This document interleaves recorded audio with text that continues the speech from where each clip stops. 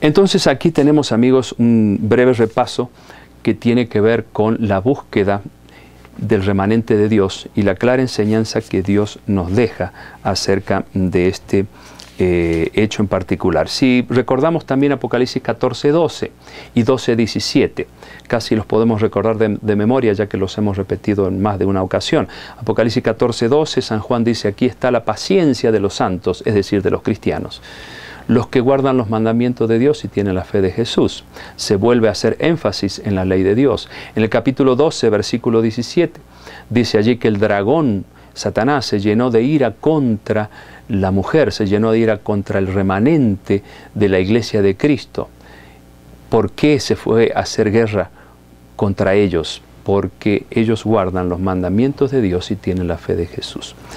En Apocalipsis 14, versículos 4 y 5, también encontramos otras declaraciones que nos recuerdan las características del remanente de Dios, de la novia de Cristo con la cual viene a casarse. Estos son, estoy leyendo el versículo 4 del capítulo 14 de Apocalipsis, estos son los que no se contaminaron con mujeres, y hemos aprendido que la palabra mujer en el sentido o el lenguaje profético representa iglesias. En otras palabras, aquí se habla de un remanente que no se contaminó con iglesias cristianas equivocadas, pues son vírgenes, es decir, su mensaje es limpio, no hay adulterio, no hay fornicación espiritual. Estos son los que siguen al Cordero por donde quiera que va, es decir, si el Cordero dice vengan por aquí, este remanente va por allá. Si el Cordero dice síganme por allá, allá va el remanente. No están siguiendo detrás de las huellas humanas, de un líder religioso humano, sino detrás de su líder divino que es Jesús. Estos fueron redimidos de entre los hombres como primicias para Dios y para el Cordero. Y el 5 dice, y en sus bocas no fue hallada mentira, es decir, de sus bocas no salía una prédica mezclada con enseñanzas humanas, sino una prédica basada en la pura verdad de Dios, pues son sin mancha delante del trono de Dios.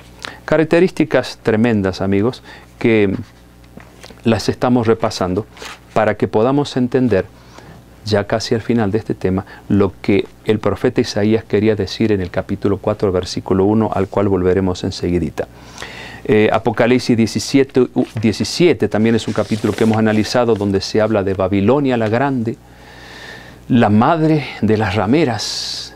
Ya sabemos quién es Babilonia y sabemos quiénes son las rameras. Son aquellas que pretenden ser la novia de Cristo o la futura esposa de Cristo, pero que están siguiendo tras las huellas de Babilonia, enseñando una verdad contaminada con el error. Entonces, podríamos ya con todo esto en mente volver a Isaías 4:1, no sin antes recordar también ese llamado amoroso que Dios hace en Apocalipsis 18, versículo 4, cuando Dios le dice a los que están en el error, salid de ella, de Babilonia, pueblo mío, para que no seáis partícipes de sus pecados, ni recibáis parte de sus plagas. Es decir, un llamado de Dios, un llamado amoroso a su pueblo que está engañado en el error, a salir no solo de Babilonia, sino también de aquellas que están siguiendo las huellas de Babilonia. Entonces, volviendo a Isaías capítulo 4, versículo 1, ahora con todo esto que hemos visto, vamos a entender mejor lo que el profeta estaba anticipando allí. Isaías capítulo 4, versículo 1, cuando él dice, echarán mano de un hombre 7 mujeres en aquel tiempo. ¿Quién es ese hombre? 1 Timoteo 2:5 dice que ese hombre es Cristo. Ese hombre es el que está de mediador, de abogado, defensor, allí en el santuario celestial intercediendo por ustedes y por mí. Por lo tanto, ese Jesucristo hombre sufriría ese ataque por parte de 7 mujeres, el 7 que es el número simbólico que hemos visto más de una vez.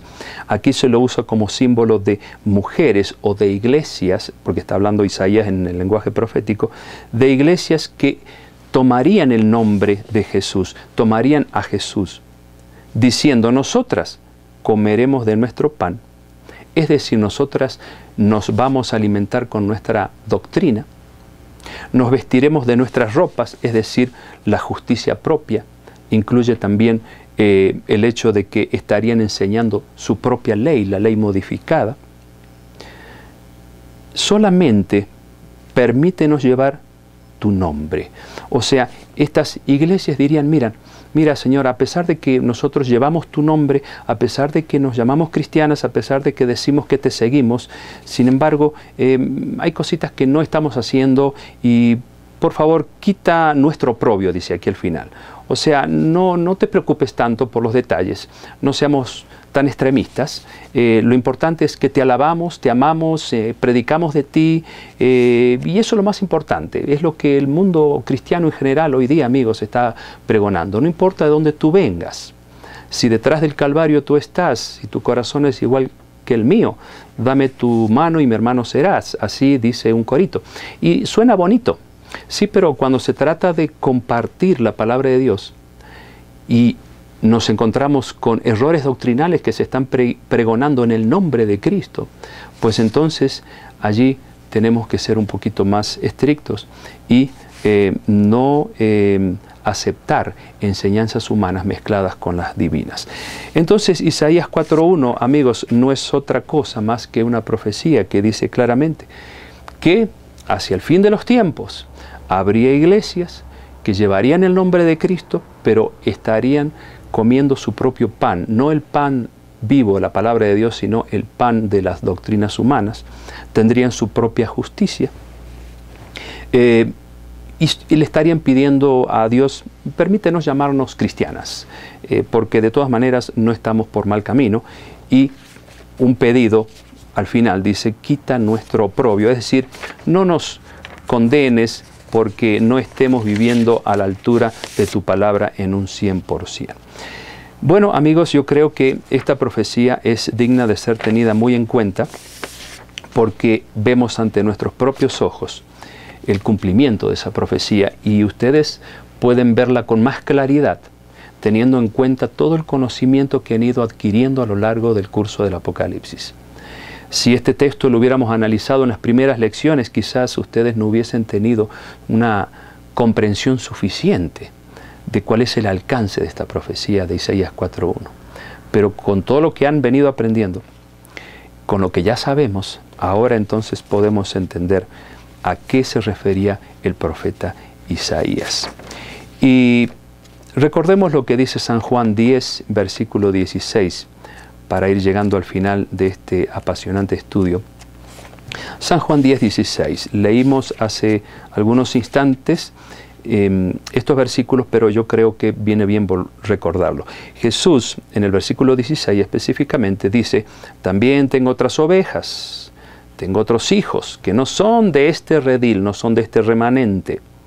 Aquellas también debo traer, y oirán mi voz, y habrá un rebaño y un pastor. En otras palabras, Jesús sabe que en todas las iglesias, aún en la iglesia que deformó los mandamientos y persiguió a los hijos de Dios y enseñó muchas doctrinas humanas y confundió a muchas iglesias cristianas, aún ahí hay gente sincera, ahí hay ovejas de Cristo y Jesús las está llamando.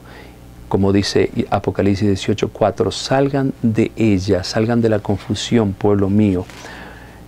Y muchos inocentemente están allí confundidos porque no les ha llegado la luz de la verdad.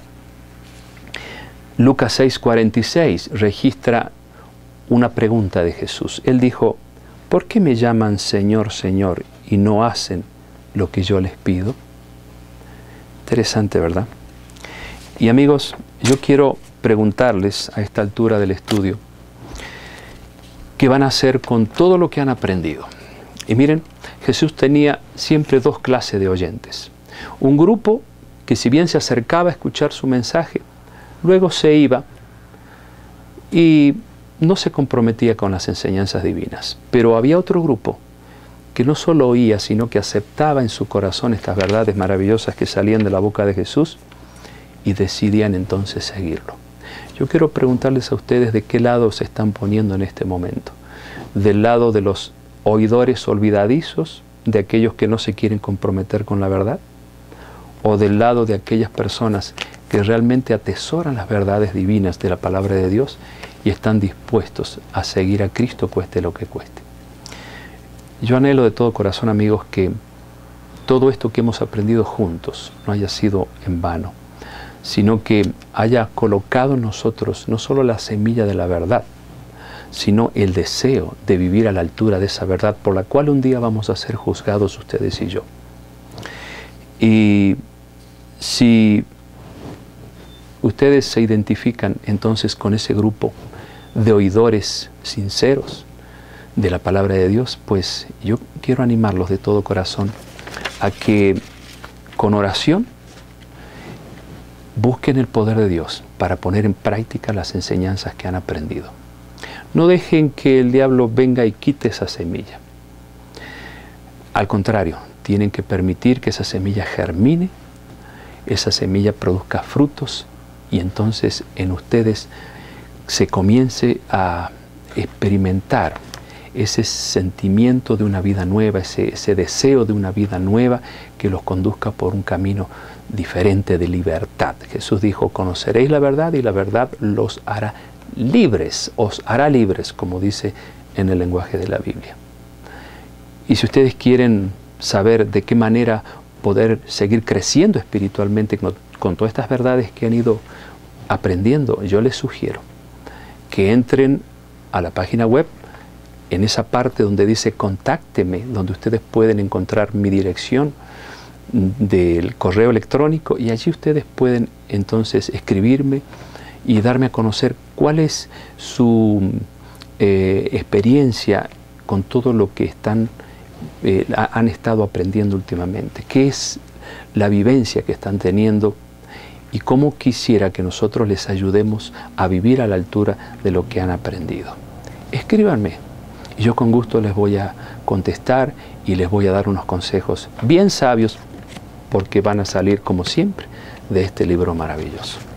Queridos amigos, la próxima lección será la última y vamos a tocar un tema realmente muy, muy bonito que va a ser el broche de oro de todo lo que hemos aprendido hasta aquí. Pero como les dije, este que viene no va a ser el último estudio porque más adelante iniciaremos una nueva serie, de la cual les voy a hablar en la próxima lección. Quiero terminar con una oración para pedir a Dios que ponga en el corazón de ustedes y en el mío el deseo de vivir las enseñanzas de este remanente maravilloso que está pregonando las grandes verdades de la palabra de Dios, así como ustedes y yo las hemos aprendido. Vamos a orar. Querido Dios, te damos gracias por todas estas maravillas que hemos aprendido juntos. Pedimos tu bendición por cada uno de los amigos que están siguiendo estas lecciones y que pongas en ellos, Señor, el deseo de poner en práctica estas maravillosas enseñanzas para que cuando tú vengas podamos tener el privilegio de heredar la salvación, la vida eterna. Danos fuerza, danos valor y sobre todo que podamos tener mucho amor hacia tu palabra y a ti para que ellas sean la motivación suficiente para andar en tus caminos. En el nombre de Jesús. Amén.